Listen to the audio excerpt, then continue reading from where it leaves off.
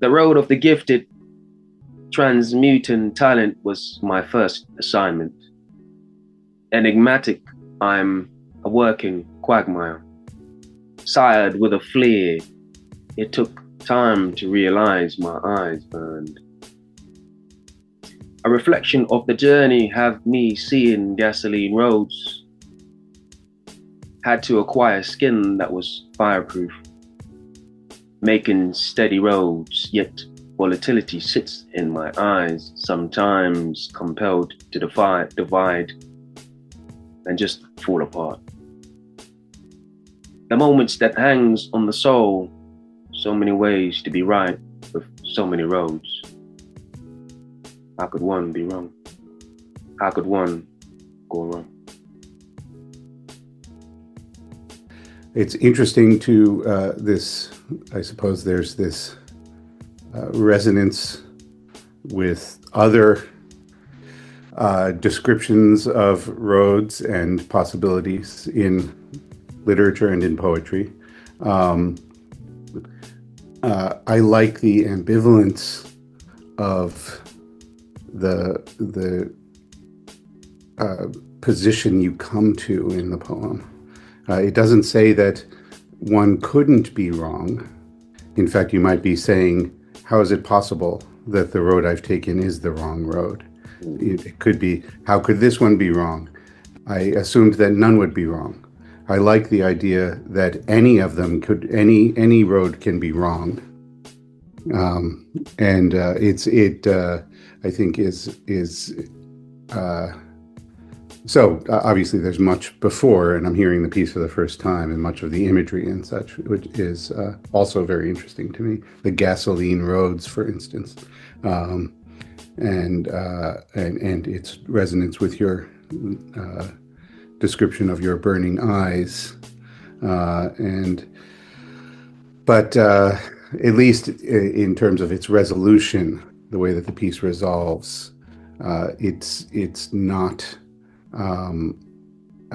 not a piece that suggests the impossibility of making the wrong choice, which I think is important to note. So It's actually, this piece was somewhat inspired by the mundane, one might call it, but I would argue different than somebody like yourself or myself. Yet, but yes, inspired by the mundane, yet a potential stone or pebble in terms of adversity, depending on how you look at it. Because in one sense, you can go wrong by choosing any road. Should I say, you can't go wrong by choosing any road. yes, While yeah. experiencing a limited existence if in possession of a vision that requires a specific road. Mm-hmm. Yes. Yes, it in a sense, it's equivocal. All roads are both always right and always wrong. Absolutely. Absolutely. So I think that our contemporary, as the phrase goes, the toxic positivity that infects our culture generally, at least it infects it as a kind of overburden of ideology in the expression of emotion, Mm. would like uh, all resolutions to be um, part of a grand plan that is essentially good, which is, of course, an absurdity from my perspective, and I think from any rational perspective. Maybe there are faith-based positions that would see things otherwise, but I don't have one of those. So, yeah. It's interesting. Um, I alluded to, where what I was curious about earlier on, the two titles, Anon and Plain Sight. Like, Hmm. I sense there's more to your titles, and I was really curious what inspired those titles for your book. Different things. I mean, and with respect to so Anon is a kind of the first part of this, or the first part. Anon has a sequel of a sort, which is this book Coda. Um, Okay. but Anon is also, but Plain Sight is also titled in an interesting way, perhaps. Obviously, it is playing off of the notion of hidden in plain sight, Mm, but that work is very different from Anon and from Coda. Anon, Coda, and the previous works I mentioned, Itch and Situ, or all four of those books are uh, a kind of continuous progression of fragments. Not exactly propositions as they happen in much philosophical literature in Descartes or Spinoza, say, or even in Wittgenstein, but more more fragmentary, less connected, one piece to the next. In plain sight, it's even less so, and that really is a work of aphorism, in uh, which has a different tradition, I think, mm, than say the kind of essay driven, if you will, fragmentary work that's in, say, people like Chamfort, or more recently, say, Maurice Blanchot sometimes, uh, uh, um, as opposed to Derrida or Lyotard or Nietzsche most of mm. the time. So, there's an interesting aspect of the aphoristic tradition, I think, which allows it to, and for me, this is true in plain sight, allows it to speak to uh, an ethical position, that is to say, a social position, Yeah. with respect to the way in which people work broadly politically. And uh, uh, it's a dark book, and it is and it, to some extent shares with my other work a focus also on epistemology and the questions about how we know things and what we do with what we think we know, how we position ourselves in relationship to a knowledge claim, right?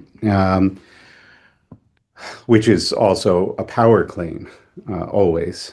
Um, and not always a claim to domination, but always a claim to power, right? And sometimes domination too, though. And in plain sight, I suppose that there's a narrator who is contiguous with the narrative positions of my other works, Yeah. but is essentially pushing against the epistemology of seeing, the epistemology of clarity, and arguing for and seeking a position of of hiddenness as a mode of circumventing submission to power. So that's that's sort of what happened. That's an aspect of what's happening in plain sight. In Anon, and then in Coda subsequently, Anon begins really as a piece that is pivoting um, uh, off of Melville, off of and of the in, mostly Moby Dick, but also some of the other works, especially the late work, The Confidence Man, and proposing a narrative of kind of essential sea adventure, uh, which uh, which is entirely avoided through the text. It never happens. It's never, and ultimately admits that it was never going to happen. So it understands that narrative pose as a pretext under which other kinds of investigations can happen. Um, and then the narrative, which in to some extent it's a narrative of sorts, to some extent continues in Coda, um, uh, is uh, is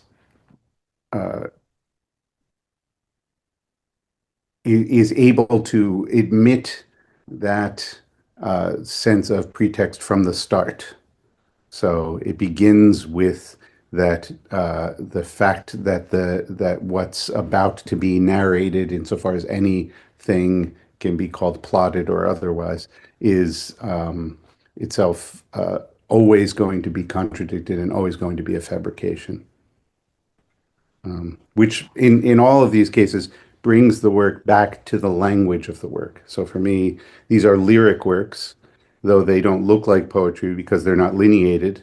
They're written in sentences, which are, as you may have seen, chopped into blocks, that each of which ends in an ellipsis. But at the same time, they are metered. There's a prosody to that, uh, to the movement of that language. So it works in a very musical way. You sort of have me curious about power, Hmm. and perhaps you can shed some light for me. Do you find there's a somewhat of a fluctuation pertaining to the importance um to one culture as opposed to the other, and what it plays in terms of juxtaposing, their behavioral tendencies somewhat, especially on a political level? Hmm. In terms of how power is exercised in our cultures, in Yes. particular. Um, and you're in the UK. Is that right? Yeah. Yeah. I'm in the US, and we have, similar but slightly different Yes. modes Not of necessarily a expression. specific one. I was just thinking about just culture in general, Oh, no, no, of course. understanding. Yeah. Yes. I think it does, but it does. I think, I mean, in a sense, it is clearly something that happens in relationship to specific cultures and specific uh, um, groups within cultures, right? So, uh, we both, I think well, I suppose everyone in the world to some extent lives under the burden of the history of white supremacy, of European white supremacy. And there is, so it is power is a different thing for me than it is for you, obviously. I am not being identified by uh, by authorities, so to speak, by people with guns in the way that you are as a person of color in this culture. Um, uh, Nonetheless, obviously, it's still we're all subject to it, and we suffer differently, but we all suffer from. No one doesn't suffer due to white supremacy. It is a diminishment of everyone's life. uh, for as an example. I mean, I think that in my work, these kinds of very particular, extremely important things to talk about and extremely important issues to write about, though I don't write about them very particularly. That is to say, I think that what I have to say about power may have something to say to these other power relations, but I feel like my subject position makes it impossible for me to really speak to the experience, Mhm. of what it is to to be in relationship to these authorities as a person of color. I just see it from the outside, and can find it execrable, but it's not like the experience from the inside, which I don't need to tell you. I just need to tell. I know. Obviously, as a writer, I can't write about it, so in a way that would make any sense. So No doubt. No doubt.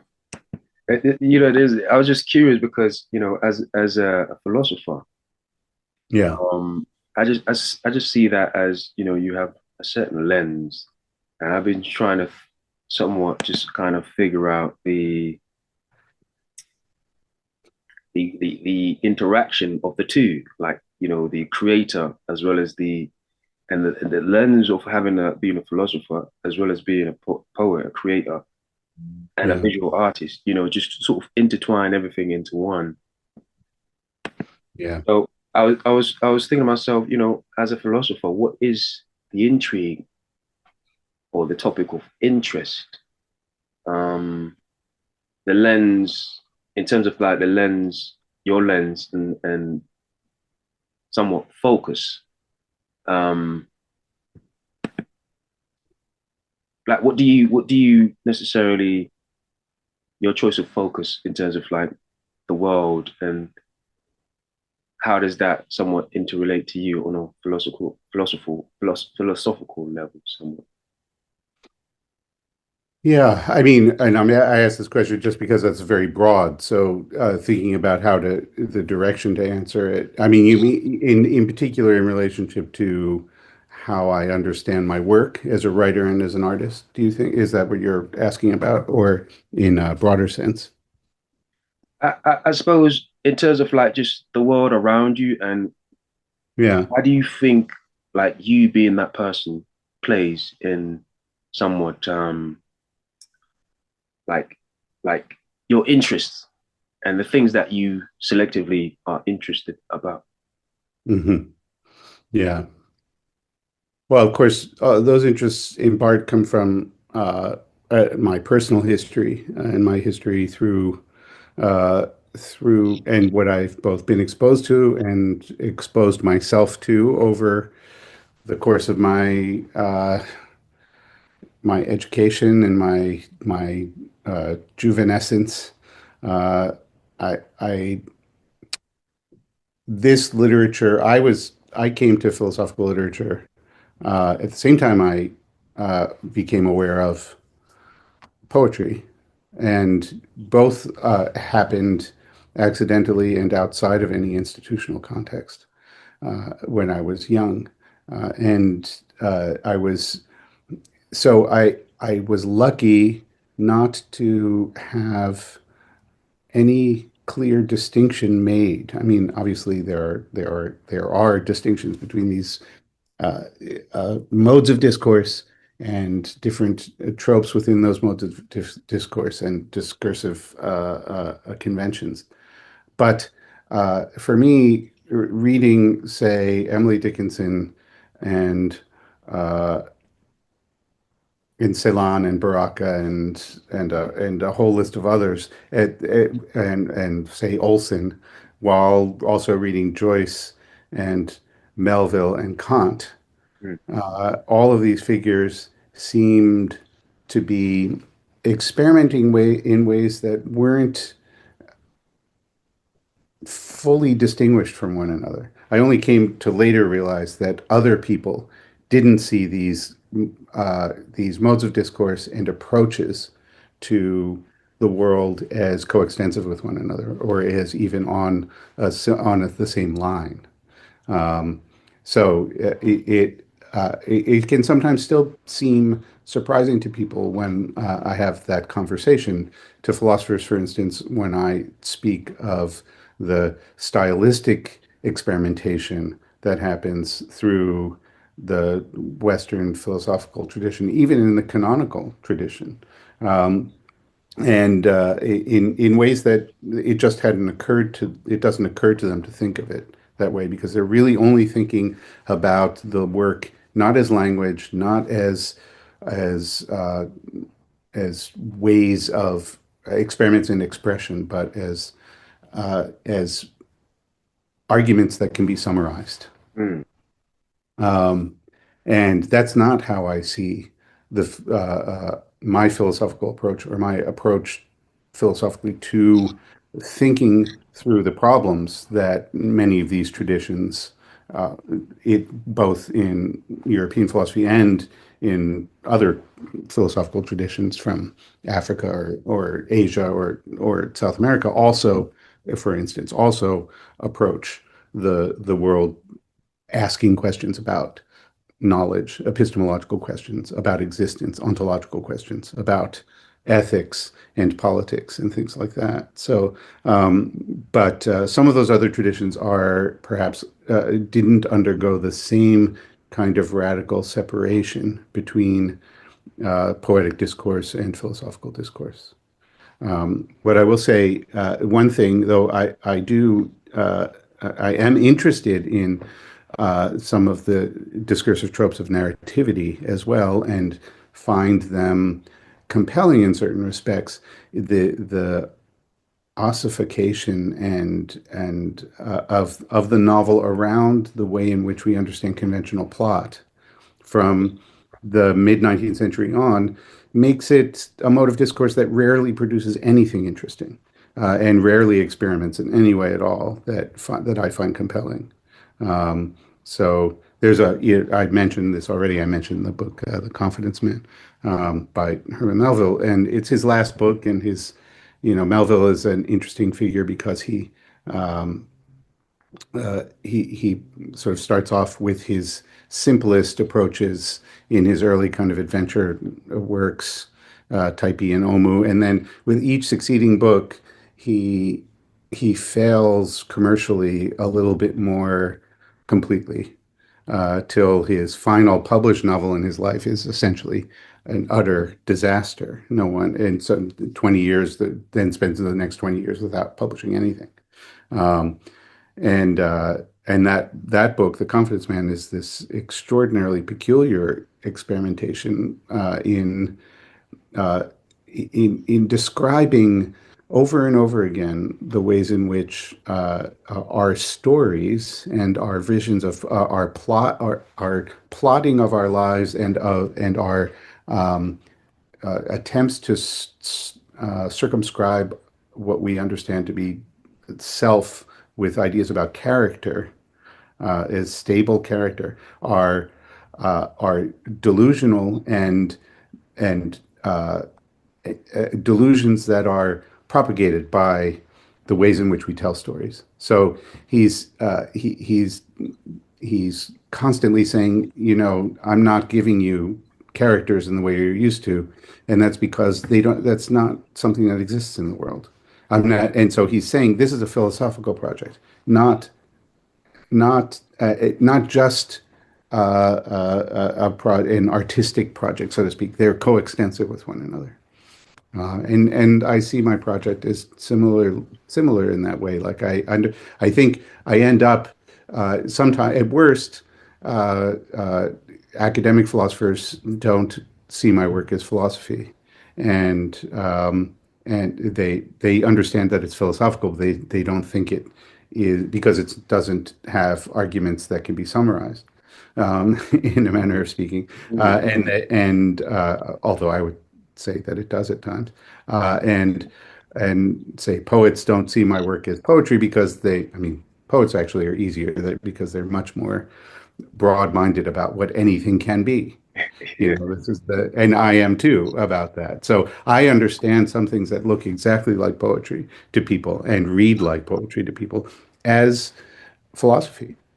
I would say, for instance, there are contemporary poets, many contemporary poets, who I would say are making philosophical claims of a certain kind, and Mm. and describing the world in ways that would have to be understood as philosophical and could be seen as making summary kinds of arguments. And some are also actually involved in the philosophy world. At least a few are. Yeah. Someone like Fred Moten, for instance, is a philosopher and a poet, and those things run into each other for him. I would say that's also true for Paul Celan, historically, and many other figures historically. And there are many other figures in contemporary American poetry. Those are just the reason I bring up uh, Fred Moten, is that he is explicitly writing about philosophy as well as writing poetry. So he ends up, I think, making the connection is easier Mm. than it is with some other figures, who aren't explicitly writing philosophically critical work. But I think their poetry is doing that. I know I'm going on a bit here. I'm not sure if this is exactly what you're interested No, in. no, but you know what? It's interesting because as much as you say it's not, maybe it's not the standardized version is probably what they're looking for per se. But Yeah. I think maybe because of your background and the different things that you bring to the table, your scope or your lens is somewhat going to be different, and your the expression of that, I think that's what they're probably seeing, and it's not necessarily the standardized version, and so they somewhat have a knee jerk to somewhat dispute or distance themselves away from it, maybe, or Yeah. they're intrigued in a way that make them be curious that is somewhat off-putting, perhaps. So I Yeah. don't necessarily think it's a bad thing. Oh no, me neither. I think it's a good thing. You want to, it's a good thing to alienate people. People Oh, need to be absolutely. alienated. You have to piss them off. I mean, and not just piss them off, you have to confuse them. I don't like it when people think that makes them feel stupid, which it does sometimes. And that is by no means any intention. But being confused, people forget that how generative when they were young, say, when they were children, how generative confusion was for them. And it's something that it doesn't make someone in any way to not understand something at the first pass or to only understand it partially. People also think you're supposed to, and this is partially because of uh, um, the same regime of stupidity that governs commercial literature. Uh, they think you're supposed to understand things immediately, that language is supposed to be like breathing, like that, and that all language is supposed to be like breathing, like the language that you find at the supermarket, or in everyday conversation. That's fine. Yeah, But why should my poetry be that? And why should a narrative be that? It shouldn't. You should understanding something only partially is the beginning of a process.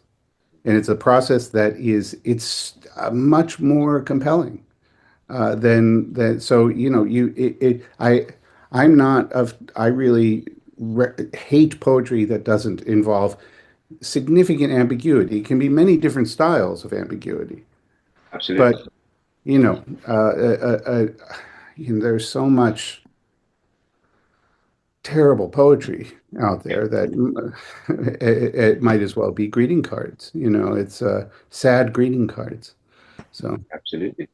yeah. Um, this is a somewhat of a, just my view of things, because as I said, I was thinking about just the way how it all just kind of comes together.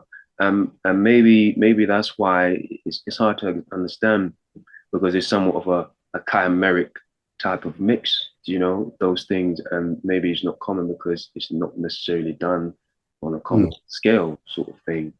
yes. And it's like, to me, the discipline or visual art aligned with philosophy is sort of like the X-ray vision, or the super hearing to see the ghosts you hear in the room sort of thing, pertaining to art, where the average senses may miss at these heights. Right. Even a heartbeat could be so loud that it's distracting. One may Mm, miss the art in the rawest form or rarest moments. mm, So it's a very meticulous and fine-tuned lens that you're working with, but it's one that you're probably not going to see often. So don't expect a lot of people to kind of just be like, oh man, I see it all. It don't yes. necessarily work like that when you're somebody of a unique, ilk, so to say. Yeah. Um, so you just Yes. have to understand. We don't have too much time. We have about 2 minutes or so. Um, I'd love to hear, anything you have going on or you want to share.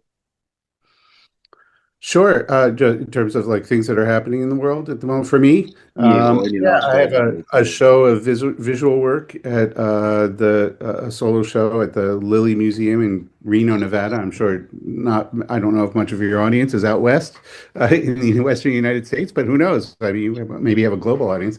And so, I have that's something of that'll be up for a couple of months, and there'll be a symposium about my work, which is great. But some people from around the country coming and talking about what I'm doing, and that especially what I'm doing as a visual artist. So that will be a lot of fun. And then I'm doing some readings in on the West Coast, one in San Francisco and Berkeley and Vancouver over the next month or so while I'm out there. Then over the summer, I'll probably pass through the UK. I'm not sure if I'll do any events there, but I hope to. I have a book, my book Plain Sight that you mentioned earlier is coming out in Italian translation in the spring. And my new book, Coda, is coming out in Portuguese translation. So I will go do some events in Portugal and events in Italy for those things, which are a lot of fun and really interesting experiences. And we'll see what else happens. In the fall, I have another book of photographs coming out from work I've been doing in Japan for the past 10 years or so. And so I'll have some shows of that stuff. And yeah, so a lot happening. Um, and this is maybe I don't know if your audience knows, but I feel like I'd like to know what you're up to as well. What maybe you tell your audience, but I don't know what it is so yet because I haven't been your audience. I haven't known about your podcast until now. So yeah. Yeah, well, I have a few collaborations coming up. One primarily with the Ink Collective, which is Okay. like a collaboration of poets and creators and from different parts of the world, but they're going to be in London, Yeah. showcasing uh, a book that became a bestseller. And Hmm. they reached out to me to be a part of the whole get together. And we're just going to have a special 2 days of it. And Nice. When is that happening? that's going to happen in March. And Okay. I Nice. have a few book launches, support friends of mine. So Yeah. it's Great. going to be, but we're running low on time. But this is a pleasure. Pleasure for me as well. Yeah. Thanks so much. Thank you. Take care.